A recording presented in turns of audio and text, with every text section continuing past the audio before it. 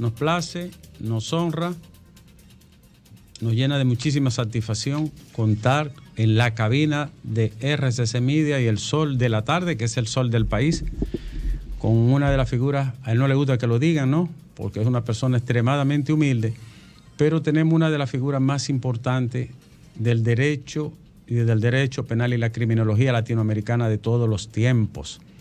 Además de un intelectual de alta estima, de un compromiso inigualable y una figura señera en la academia y el pensamiento jurídico y el pensamiento penal de todo el siglo XX, finales del siglo XX y principios de este siglo XXI. El maestro Eugenio Raúl Zaffaroni está con nosotros. Muy buenas tardes, maestro.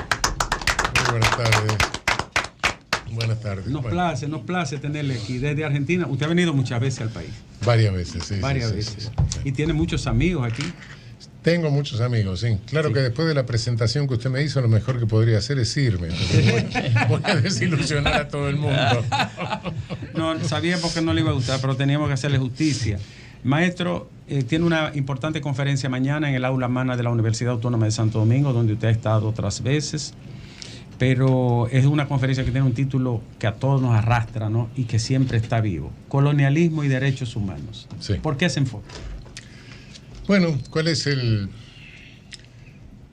¿De dónde surgen los derechos humanos o cuándo surgió la primera idea de derechos humanos en el mundo? ¿Y qué es? En definitiva, es la idea de una protección jurídica mundial al ser humano por el hecho de ser humano, nada más. De modo que no pudo surgir antes de que surgiera el mundo. El mundo no como planeta, claro, sino el mundo como relaciones humanas, como posibles relaciones entre todos los seres humanos. Y esto no pudo pasar hasta fines del siglo XV, es decir, cuando se supo que los de acá existían y los de allá también, y cuando Vasco da Gama dio la vuelta por el sur de África y se conoció mejor el África subsahariana para llegar a la India. Y entonces, bueno, todos estos bichos humanos que caminamos sobre el planeta pudimos tener posibilidad de relacionarnos. Y recién pudo surgir la idea de una protección mundial. Pero he aquí que la idea de protección mundial del ser humano surge cuando se violan esos derechos elementales del ser humano. A nadie se le hubiera ocurrido prohibir que otro mate a otro si antes otro no hubiera matado a otro. Y bueno, desgraciadamente la idea de derechos humanos surge cuando surge un crimen mundial, que fue nuestra colonización. Se echó una cantidad de millones de habitantes, que bueno, se calculan 60 más o menos. Trajo 20 millones de africanos esclavizados. Y ese colonialismo originario, bueno, después ya con eso se empoderó Europa. Esa Europa ya empoderada se largó al neocolonialismo. Se empoderó gracias a todo el oro, la plata, las materias primas que nos habían robado. Y se dedicó a practicar los mismos genocidios por África y por Asia y por Oceanía. Y bueno, y hasta el día de hoy, ¿cuál es el discurso antiderechos humanos, de resistencia de los derechos humanos? Son las distintas versiones de los discursos colonialistas. Muy entendible. Bueno, aquí surge el primer documento, ¿no? En 1511. Y el primer documento, claro, fue Fray Bartolomé de las Casas, que el primero que concibió la idea de una protección mundial de los derechos humanos, claro.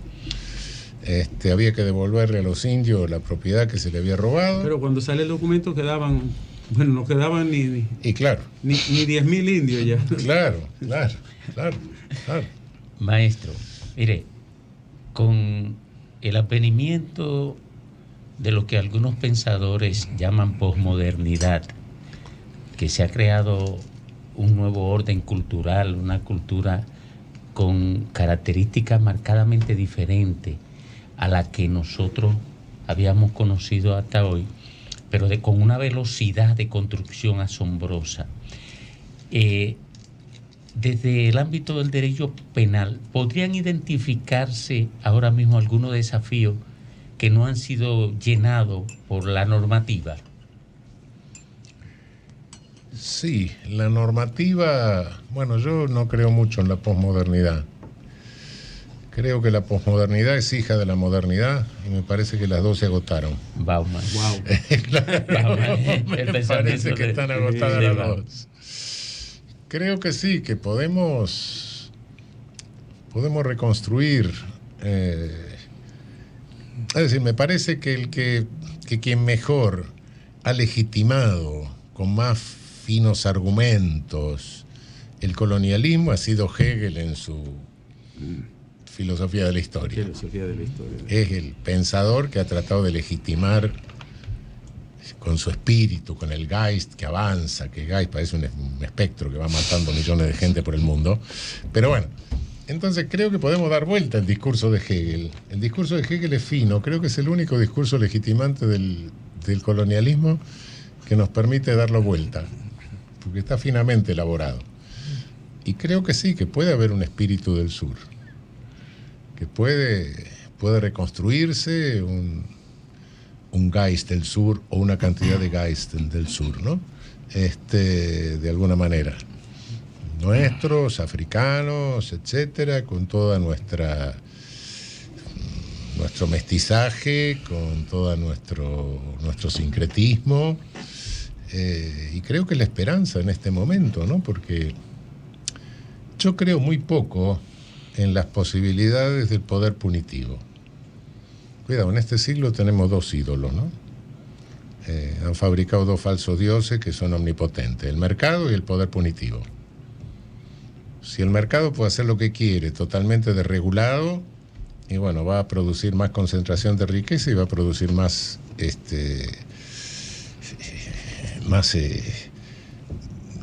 Mucho más náufrago, ¿no? mucho más náufragos, claro. Sí, claro. sin duda. Exclusión social. Cuidado, no son los explotados, no es la cuestión de Marx del siglo pasado. Los invisibilizados ahora. No, ahora son... Porque entre explotador y explotado había una dialéctica, si no había explotado, no había explotador. Pero el excluido existe, el incluido no necesita del excluido, es alguien que está de más. Listo, se lo puede eliminar. Entonces, sí, pero para controlar esa creciente exclusión necesita también una omnipotencia del poder punitivo. Entonces no es que hay algo que le falta a la normativa penal. No, la normativa es un deber ser.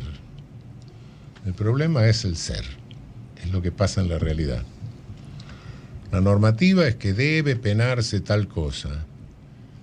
Y en la realidad nosotros vemos que siempre se pena tal cosa cuando la hacen los vulnerables, los más infelices.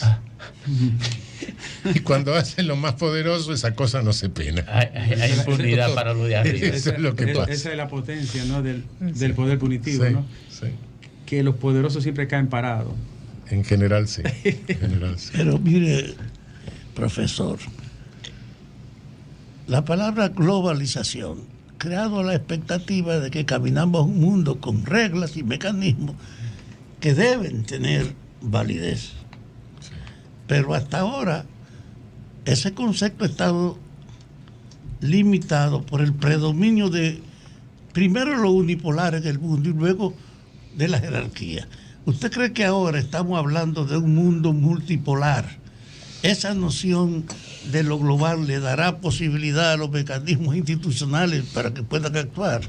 ¿Será más fácil ahora en la multipolaridad crear una matriz de derechos respetable a nivel del mundo?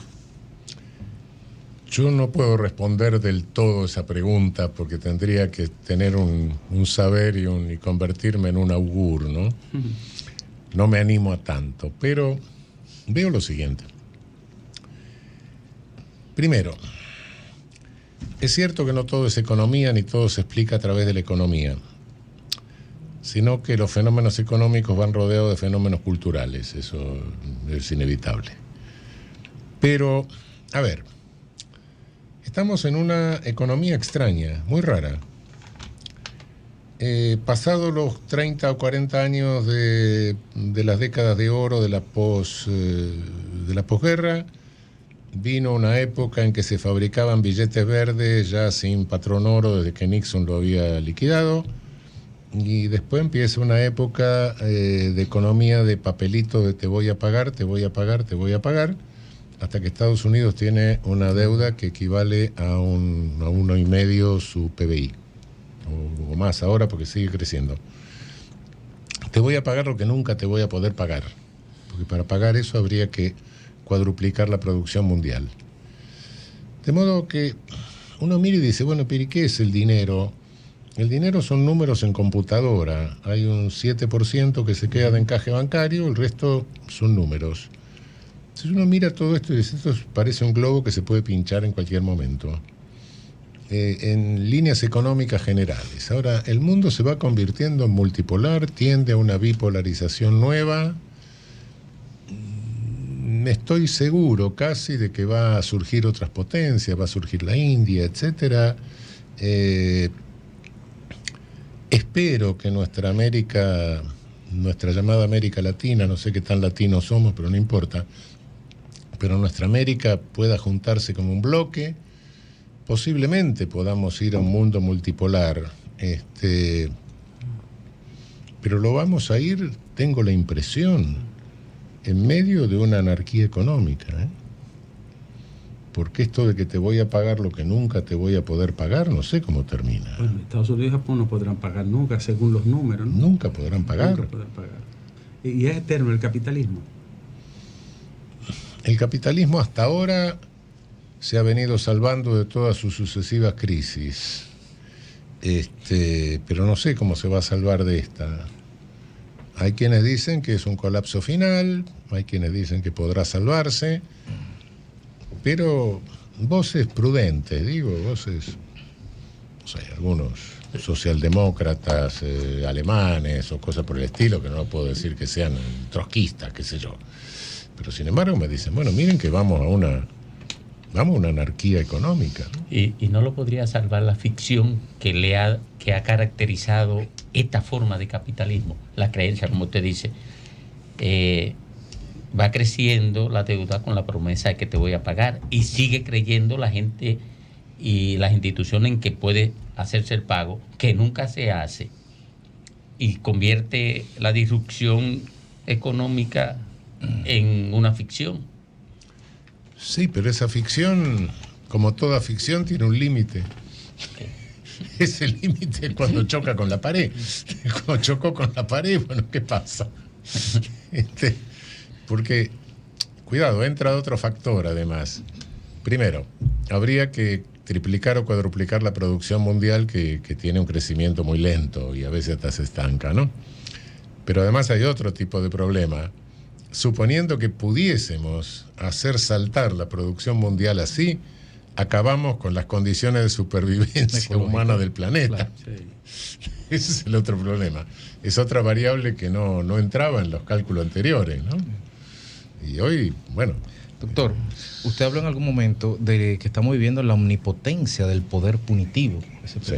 Entonces me pregunto, en esta precisa época en que se han hecho tanto avance doctrinario sobre la base de tantas pruebas y error de la humanidad en los últimos 50 años, ¿a qué se puede deber, si existe como tal, esta regresión en el derecho penal con la devaluación de algunos derechos fundamentales que llegan a lo que es la prisión y abuso de la prisión preventiva por parte en muchos países, que casi parece como una lettre du cachet, por ejemplo? Sí, realmente la mayor parte de los presos de nuestra América están en prisión preventiva.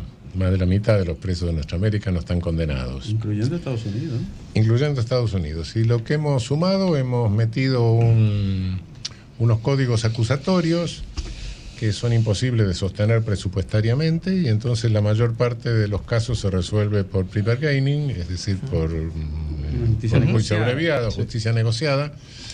La cuestión termina como como un mostrador de tienda de barrio, a ver quién me descuenta más o me descuenta menos, lo cual resulta más cómodo tanto para los abogados como para los fiscales y para los jueces. Y entonces estamos cambiando presos sin condena por condenados sin juicio. Esa es la realidad. Ahora, ¿a qué se debe en la región esta omnipotencia, esta creencia, esta idolatría? El rango de la media global, doctor. ¿Perdón? Ese es poco más de 50% De la región. Sí, pero ¿está en el rango mundial, en la media o sobrepasamos la media mundial? ¿O hay países donde no hay medición sobre eso? No, hay países, hay países donde no conozco la medición, pero no, en el norte, en Europa, no se llega tanto a límites tan altos. Lo que pasa es que hay un poder punitivo distinto en el norte y en el sur, eso tengámoslo en cuenta. Okay. Nuestro poder punitivo en el sur tiene una gran parte de informalidad, de poder punitivo que se ejerce a través de policías autonomizadas, que se ejerce a través de grupos de defensa, de grupos de autodefensa, de paramilitares, de parapoliciales, que se ejerce a través de criminalidad organizada, con algunos genios que no tienen mejor idea que bajar las Fuerzas Armadas a función policial, que como no tienen entrenamiento cometen errores, pierden el respeto de la población. Y en consecuencia, sí, en la región lo que veo claramente es que no vamos hacia, cuando se deterioran nuestros estados de derecho, no vamos en dirección a estados de policía. Estados de policía son estados que tienen cúpulas políticas muy fuertes, un nazismo, un estalinismo o una cosa así. No, nosotros vamos a menos estados, vamos a estados deteriorados, donde se pierde el monopolio del poder punitivo, se pierde el monopolio de la recaudación fiscal y se debilita la defensa nacional. Bien, doctor, bienvenido a nuestro país nueva vez. El concepto de colonialismo, obviamente, es su nombre de donde se origina, pero antes de la partición de lo que fue la Edad Media para pasar a la Edad Moderna con el tema de la llegada de Colón a estas tierras, se plantaba una bandera, se tomaba puertos y se ocupaba el control de los originarios.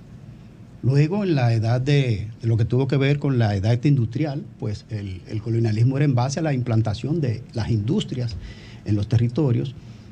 Y yo le pregunto, doctor, ¿se puede decir que puede existir en este tiempo un nuevo modelo de colonización en la implantación de una idea en los cerebros de los pueblos? ¿Es un nuevo modelo de colonización de los pueblos o sigue siendo el modelo tradicional territorial? Tenemos distintas etapas de colonialismo. Lo que usted dice respecto de antes de la llegada de Colón, sí es cierto. Porque nos coloniza Iberia y porque Iberia había hecho una guerra colonial adentro. Se colonizó al andaluz a lo largo de siglos y entonces tenía una estructura vertical, una estructura jerarquizada, la sociedad se había convertido en una especie de ejército y entonces tenía una capacidad colonizadora que los otros no tenían. Porque si no pensamos, bueno, los noruegos en una vez estaban más cerca, ¿por qué no los colonizaron ellos, no? Y bueno, se largaron a hacerlo. Esa estructura colonizadora venía acompañada de un fuerte patriarcado, porque como toda jerarquía tenía su necesidad de sus cabos y sargentos en la base.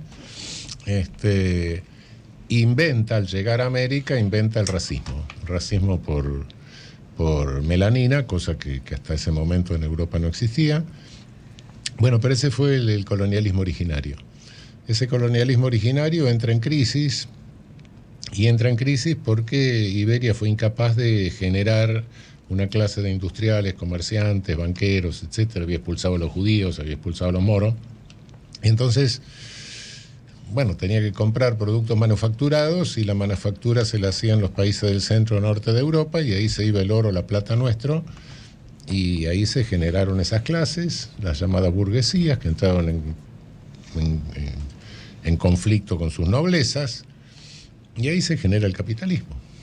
Marx dice que el colonialismo es efecto del capitalismo. Yo creo que no, creo que el capitalismo es resultado del colonialismo, al revés. Bueno, y ahí viene el neocolonialismo, que comparte algunas cosas de colonialismo originario, no es tan cierto. En ese neocolonialismo, Europa ya empoderada se dedica a practicar genocidios en todos los otros continentes, ¿no? Se reparte en 1885, ya mis abuelos habían nacido, está bien, yo soy un fenómeno biológico ya, pero mis abuelos habían nacido. Y estos se reúnen en Berlín y se reparten África como una pizza, ¿no? No la cortan. Bueno, qué sé yo, la esclavitud en nuestra América duró hasta 1888 con la ley áurea de la princesa Isabel, ¿no? Y 2 años antes en Cuba. Pero, bueno, Ese es el neocolonialismo, el colonialismo de las nacionalidades, el nacionalcolonialismo. Ahora, ¿qué pasa hoy? Hoy, ¿cuál es el modelo del colonialismo? Es un colonialismo financiero. Financiero. Es un colonialismo financiero. Wow. Naturalmente, nos endeudan. Las grandes decisiones económicas en esta economía financiarizada no la toman los parlamentos, en el norte incluso.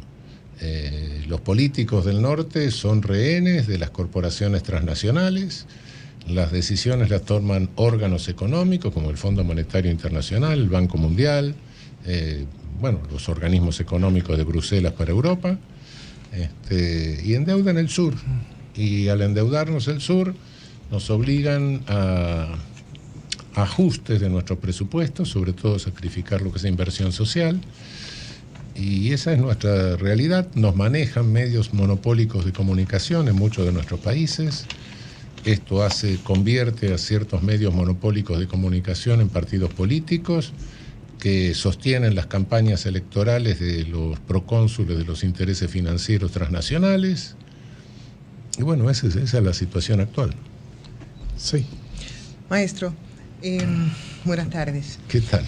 Hablamos de muchas cosas, hablamos de cómo se salvará ahora el capitalismo en esta coyuntura como modelo de producción, pero hablamos de la crisis del colonialismo.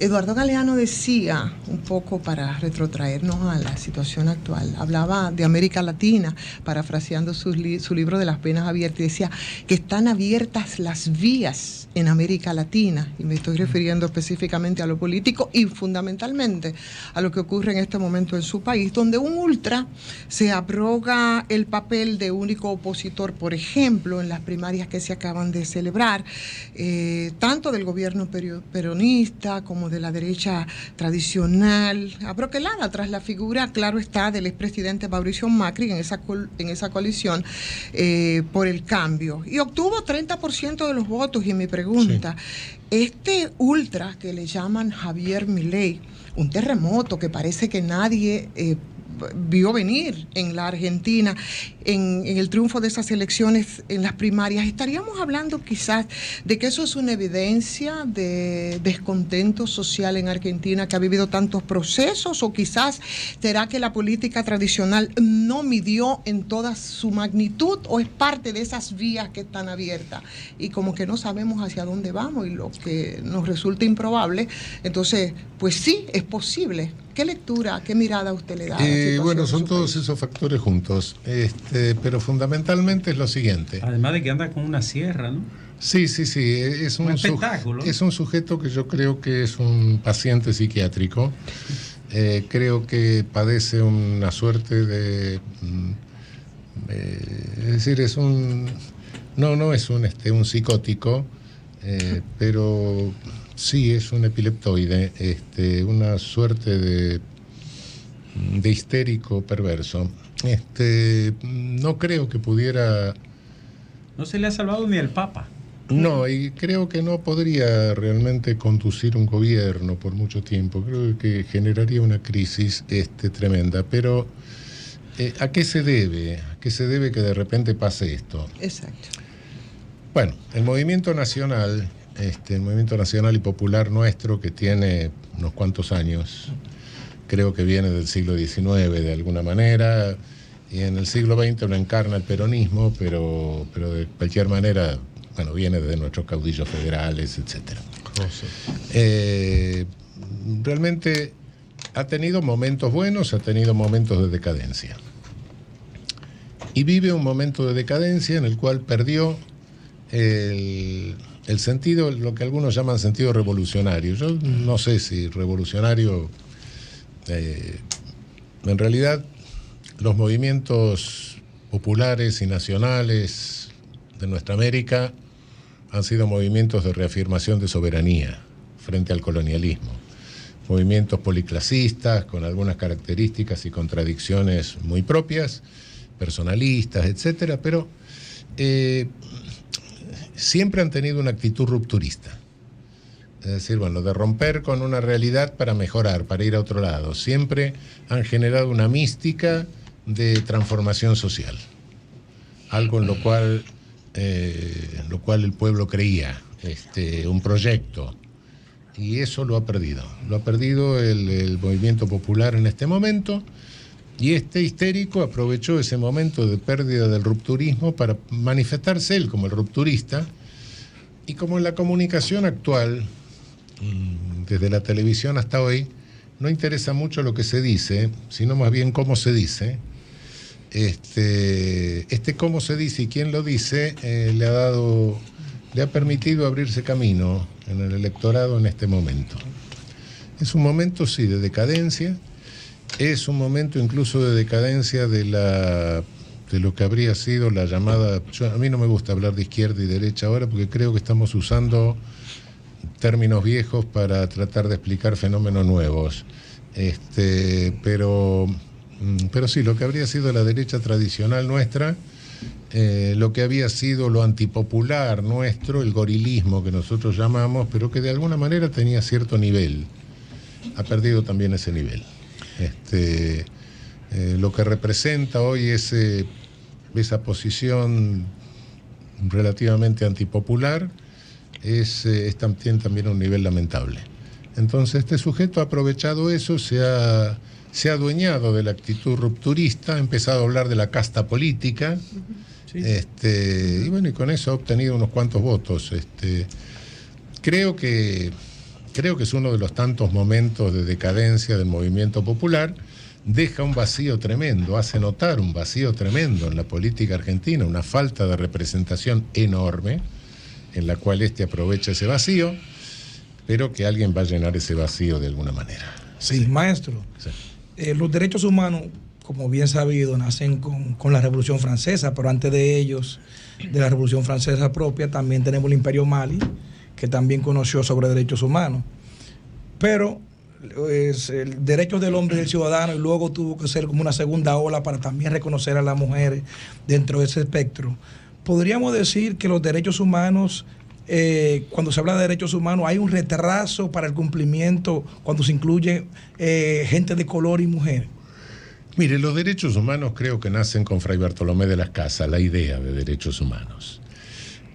Mucho antes de la Revolución Francesa. Ahora, la Revolución Francesa y la Declaración Norteamericana y los iluministas y todo eso, no le voy a negar la importancia, pero fue la ideología de una burguesía del centro-norte de Europa que se estaba peleando con una nobleza. Y entonces lo primero que tuvieron que hacer es sacarle el poder punitivo a la nobleza, porque si no se iban a matar a todos, a ellos. Y hicieron eso, claro. Pero de nosotros se ocuparon poco o nada. No hubo ningún discurso que se ocupara de lo que estos bestias estaban haciendo en América o en África. No, de ninguna manera. Cuidado, Estados Unidos, sí, la declaración, sí, perfecto. La declaración de Estados Unidos, muy linda. Virginia. Pero seguía la esclavitud en Estados Unidos. La declaración francesa, muy linda para los franceses, pero acá en Haití. En Haití, no. Siguieron igual. Claro, la esperanza de vida eran 27 años. Claro, entonces, cuidado, qué sé yo, esto era... Y después, cuando ya llegaron al poder, se terminó la declaración francesa, se terminó la liberté, égalité, fraternité, y se hicieron todos biologistas y agarraron el spencerianismo racista, ¿no? De modo que, bueno... vieron la criminología biológica. La criminología biológica y todo el biologismo clínica de Spencer. Y bueno, y con eso legitimaban tanto matar a los pobres en Inglaterra como ejercer el colonialismo en el resto del planeta, ¿no? En fin, bueno, pero creo que el problema, sí, por supuesto. Por otra parte, claro, en esa sociedad jerarquizada la mujer ocupaba una posición totalmente secundaria. Insisto, creo que tanto el patriarcado como el racismo son producto del colonialismo, sin lugar a dudas. Después, bueno, el capitalismo lo habrá sostenido, qué sé yo, pero cuando a mí me dicen... no, hay que seguir el marxismo porque viene la esclavitud, después vino el feudalismo y después vino el capitalismo. Eso habrá sido en Europa. Acá no. Acá la esclavitud duró hasta 1888 Feudalismo no tuvimos nunca, porque en el feudalismo el señor tenía obligaciones con el vasallo también, el vasallo con el señor. Acá no, le dieron a los indios con todo, casi los matan a todos. Y el capitalismo que nosotros tenemos nunca fue capitalismo originario, es un capitalismo derivado, un capitalismo periférico. Entonces nunca tuvimos un momento de acumulación originaria de capital como tuvieron los europeos. Entonces, bueno, creo que tenemos que reconstruir el relato histórico desde el sur, ¿no? Maestro, discúlpeme que le voy a hacer dos preguntas sobre temas distintos. Primero, que me evalúe el desempeño de la comunidad internacional en el abordaje de la crisis social, económica y política de Haití. Y lo segundo, ¿qué significado tiene para usted, en términos global, la guerra entre Ucrania y Rusia? Bueno. Le ha soltado un petardo, ¿no? Maestro. Dos preguntitas. Lo de Haití es verdaderamente lamentable. Lamentable, no solo en lo internacional, porque bueno, Naciones Unidas podrá ocuparse de Haití, tiene otros dramas también. Pero creo que en el panorama de la Organización de Estados Americanos es penoso. Es peor, ¿no? Penoso, mucho peor. Mucho peor. Mucho peor. Es decir, lo ha dejado de la mano directamente, le ha soltado la mano. Y bueno, tengo bastante que criticar de algunas cosas que se han hecho acá en la República Dominicana, pero reconozco que no se le puede tirar todas las consecuencias a la República Dominicana. Y eso es resultado de la política de la Organización de Estados Americanos. En fin. En cuanto a Ucrania y Rusia. En cuanto a Ucrania, qué drama ese, ¿no? Voy a aclarar algo que quizás le llame un poco la atención. Hay un personaje que no me gusta para nada, que es el señor Trump. Me resulta, bueno, no sé. Es como una especie de Milei del norte, ¿no? Cuidado. Hoy al señor Trump le están haciendo un lawfare. Bueno, ¿por qué? Hago presidencia del personaje, cuidado. Claro. Prescinto el personaje. Trump dijo algo, yo nunca hice ninguna guerra. Las guerras en Estados Unidos, ¿qué significa? Significa darle ganancias a la industria armamentista. Me acuerdo, y creo recordar, y es conveniente que recordemos, el discurso de alguien que nunca fue una blanca palomita, sino del señor Eisenhower, cuando le entregaba el mando, y dijo, cuidado porque los intereses estratégicos de Estados Unidos van a ser reemplazados por los intereses de la producción industrial, del complejo militar industrial. Creo que se enmarca un poco el lawfare de Trump en eso. En segundo término, Trump dijo o quiso decir que las transnacionales volvieran a producir dentro de Estados Unidos y no explotando la obra esclava o la mano de obra subpagada en el exterior. Es decir, quiso reindustrializar Estados Unidos de alguna manera, lo cual contradecía los intereses de las corporaciones transnacionales. Con esto no estoy admirando la figura, pero estoy diciendo cómo se da el juego de intereses. Sí. Y bueno, ¿qué significa esta guerra? Y significa lo que Trump no hizo, una concesión al complejo industrial militar. Entendido. Maestro, perdóname, nada más ahí mismo, en eso mismo, aun cuando sea la vuelta, su paisano, Atilio Borón, que estuvo no hace mucho tiempo aquí, a referirse al tema de Ucrania, él no dice la guerra Ucrania-Rusia, sino que dice la guerra de Estados Unidos en Ucrania y la OTAN. ¿Usted sí, claro. qué piensa? ¿Usted cree igual que su...? Yo creo que Europa se está suicidando. Es un suicidio lo que está haciendo Europa. No sé qué va a pasar en el futuro. Europa no tiene energía. Pero no tiene cómo ganar la guerra tampoco. Tampoco tiene cómo ganar la guerra. ¿Qué va a pasar? ¿Y Estados Unidos tampoco? Bueno, Estados Unidos... Pero Estados Unidos sigue, el complejo industrial, el complejo militar industrial sigue ganando dinero. Lo que pasa que, bueno, pero para Europa es una locura. No. Yo creo, concebir Europa sin Rusia es una locura. Pero lo que pasa es que en Europa hoy hay una Europa que está a falta de líderes. Se ha quedado sin discurso después del tema. Claro, no hay líderes. Y no me estoy refiriendo a líderes que sean revolucionarios, no. Europa hoy no tiene un Churchill, Europa hoy no tiene un De Gaulle. Y creo que un Adenauer. Y ni siquiera creo que a la última una Merkel.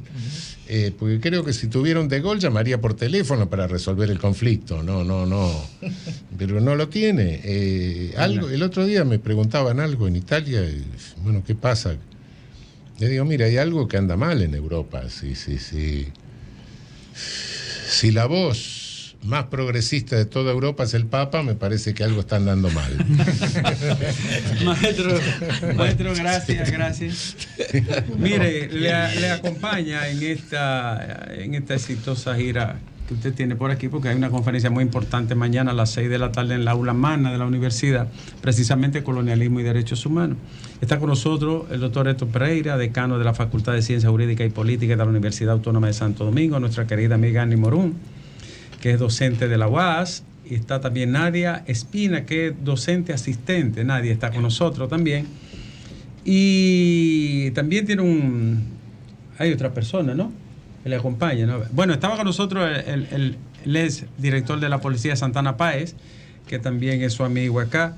Y está el magistrado Rafael Báez, su alumno, y una de sus representantes aquí, magistrado de la Corte del Distrito Nacional, y nuestro amigo también. Le agradecemos un mundo que haya compartido con nosotros. No quería despedirlo, decir, ¿para dónde va la criminología? ¿Qué le queda a la criminología? Bueno, yo no sé si criminología realmente, yo creo que criminología existió siempre. Siempre alguien que hizo una ley penal trató de explicar por qué la hacía, ¿no? No dijo la hago porque se me da la gana. Sí. Pero es que no tiene discurso hoy. ¿Qué explora? ¿Qué propone? No. Hoy creo que lo que nos interesa a nosotros desde el sur es toda la información sobre el ejercicio real del poder punitivo. Ya. Llámese eso criminología, llámese sociología criminal, llámese simplemente sociología, es lo que nos dicen, bueno, ¿cómo se ejerce el poder punitivo en la realidad? Porque el grave riesgo nuestro es que como penalistas nos quedemos teorizando sobre el deber ser y nos olvidemos del ser, nos olvidamos de lo que acontece en la realidad. Sí. Y el camino del deber ser al ser no es fácil, es un camino que significa la lucha por el derecho. Magistrado, profesor, docente, muchísimas gracias por estar con nosotros acá. Bienvenido otra vez a la República Dominicana. Usted sabe que le queremos mucho aquí. Mañana se darán cita muchos docentes, directores de carrera, decanos en el aula magna, y también muchos abogados y estudiantes que esperamos con ansiedad su importante conferencia. Gracias por este momento tan interesante en el sol de la tarde, a los amigos que le acompañan, a todos. Gracias por traernos al magistrado Eugenio Raúl Zaffaroni. Bueno, sí. Sol 106.5, con la mayor variedad de contenido, información, entretenimiento e interacción en una sola estación. Cobertura total, disponible para ti en la radio y en las plataformas digitales. Somos Sol 106.5, la más interactiva.